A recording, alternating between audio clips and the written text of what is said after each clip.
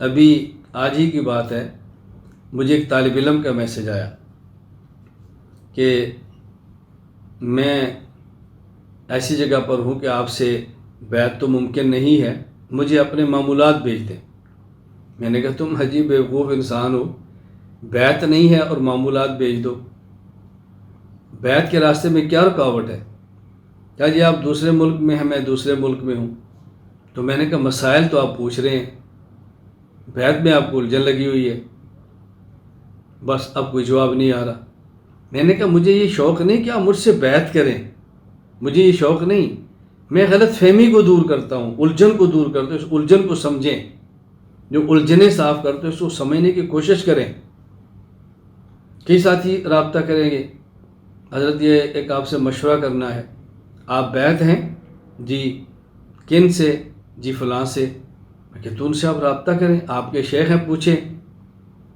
جی ان سے رابطہ نہیں ہوتا۔ میں نے کہا رابطہ نہیں ہوتا تو بیعت آپ نے کیوں کی ہے؟ کوئی بیعت کا مقصد بھی تو ہوتا ہے نا، کیوں بیعت کی ہے؟ صرف برکت کے لیے کی ہے؟ میں بارہا یہ بات سمجھاتا ہوں کہ ضروری ہے کہ شیخ سے مزاج بھی ملتا ہو اور شیخ سے رابطہ بھی ہوتا ہو۔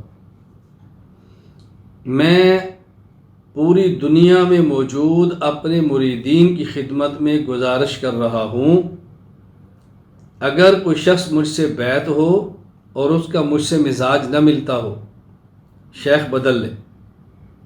اگر کسی کا مجھ سے مزاج ملتا ہے اور مجھ سے رابطہ نہیں ہوتا، اپنا شیخ بدل لے۔ بیعت کا مقصد استفادہ ہے، بیعت کا مقصد اپنی اصلاح ہے، بیعت کا مقصد خود کو راہ راست پہ رکھنا ہے۔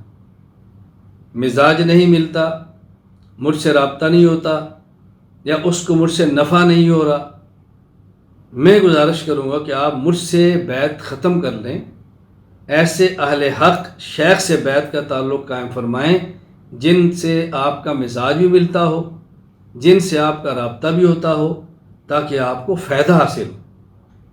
اللہ رب العزت آپ کو اپنی شان کے مطابق اجر عطا فرمائے۔